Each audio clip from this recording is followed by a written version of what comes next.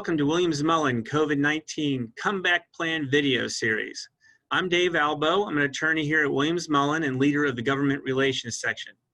If you're a political geek, you'd recognize me, but for 99.999% of people who aren't political nerds, I'll tell you, I used to serve in the Virginia House of Delegates. I was an elected member from 1994 to 2017. I was chair of the Courts of Justice Committee. Some people call that Judiciary Committee. And for the entire time I served, I was on the General Laws Committee. And the General Laws Committee writes all the government procurement laws. And that's what we're here to talk to you about today, government procurement. Our COVID Comeback series is designed to give businesses ideas on how to expand their customer base and increase the company's value. And I know a potential customer who has $33 billion to spend, and that's your Commonwealth of Virginia. Our purpose today is to give you a state government procurement 101 lesson on how to sell goods and services to Virginia. And joining me today is Elizabeth Rafferty. Elizabeth is a non-lawyer government relations director here at Williams-Mullen. Elizabeth served 12 years in the executive branch, and a lot of those years were served in the Commerce and Trade Secretariat. And Elizabeth actually used to be one of the government people who used to buy things. So we're going to get an insider view from Elizabeth. Hey, Elizabeth. Hey, Dave. Hey, I thought best way to do this would be a question and answer format. So let me give you the first question. So when I was a delegate, when we were writing the laws, our theme was how do we get the best value at lowest cost for the taxpayer?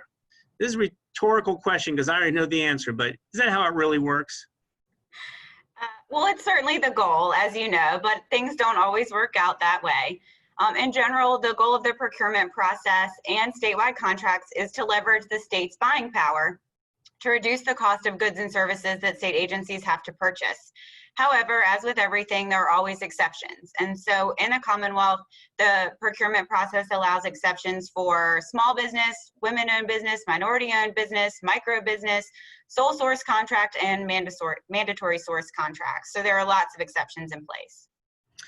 Okay, so all those set-asides we'll talk about in a future video. Let me ask you a question just for a regular old company who wants to sell something to the state. What do you think their first step should be?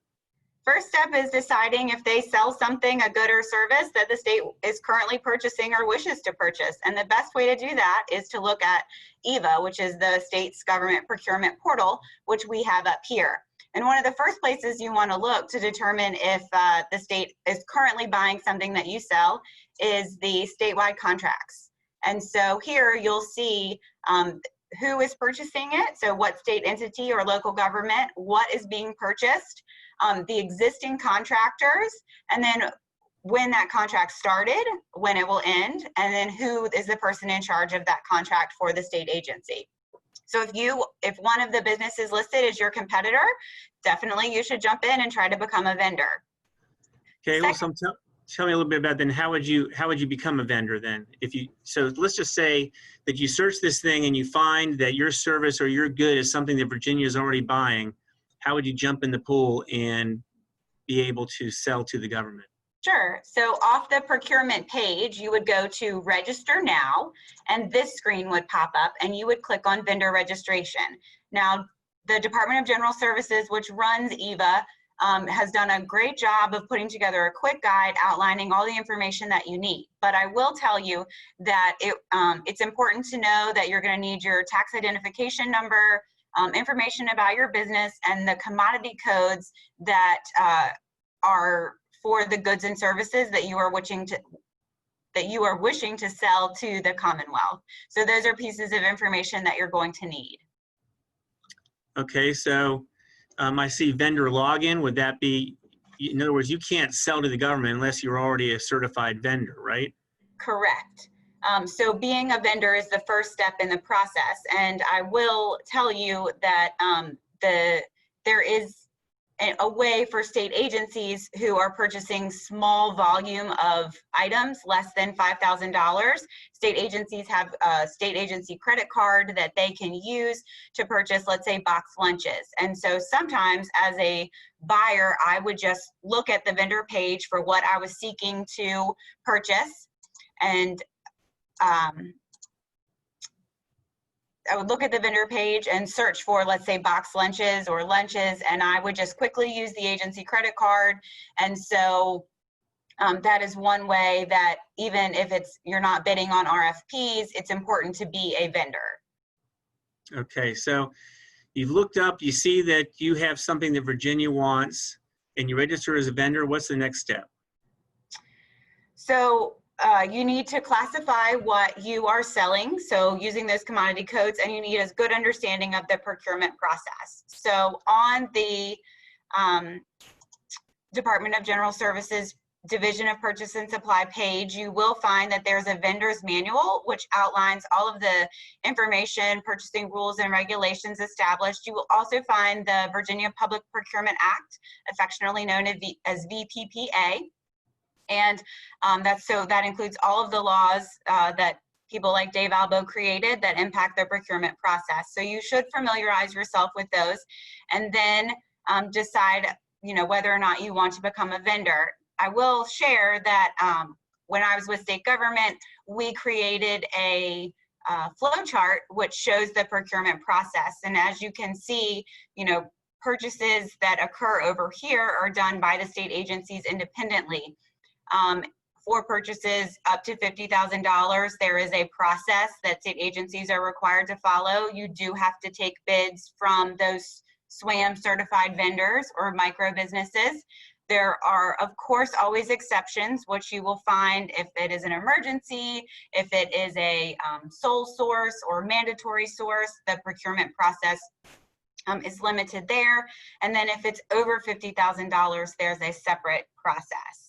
So you should become familiar with the process so that you know when you would be bidding on an RFP, or when you might just be contacted by a procurement officer from a state agency who wishes to purchase your good or service. Okay, so let me just slow this train down a little bit, because this makes sense to me, but it might not make sense to anybody who's never been in government before. So when you were at the Commerce and Trade, they gave you this chart. And if you needed to buy something, you would say, okay, my thing that I need to buy is less than 5,000, so I need to follow the rules on the left side of the chart, right? And those rules are pretty easy. You can pretty much use a credit card and buy as long as the person's a vendor. If your purchase was up to, greater than 5 and up to 50, then you use the middle chart. And the middle chart has some extra rules, like you have to take bids from certain set-aside contract businesses, like minority businesses or micro businesses. And then if your contract was above 50,000, then it had to go probably to what's called an RFP, request for proposal, which is your standard thing, government contract, where the rules are put out and people respond. Isn't that how it works? Yes, that is how it works. Okay, so let me ask you this though. What if you have a good or service that Virginia is not currently buying? So how would somebody go about telling the government about their great product? Sure. So if you know what state agency you would be working through, or which secretariat in the governor's office you would be working through, you can always reach out to them. You could also reach out to your local legislator. Okay. Do people need a lobbyist to talk to a legislator or a government official? Nope. Lobbyists may only be able to assist you by making quicker contact more efficiently because they have existing relationships, but certainly you are more than welcome to reach out on your own to those state agencies. Right, and you found the people who are responsible for those contracts are pretty responsive, aren't they? They are. I mean, they want to encourage additional business with the Commonwealth to create that competition, which is going to lower the cost of the good and service. That's awesome. So listen, I think we've hit our 10-minute mark. So for future Academy Award-winning videos on this topic, we're going to be talking about SWAM certification, so the set-aside certifications. We'll talk about selling professional services, because the chart Elizabeth showed us is not for professional services. There's a separate chart for that. We'll talk about selling information technology, because there's a separate chart for that. And then we'll come back and probably finish up with talking about enhanced things on this eVirginia website.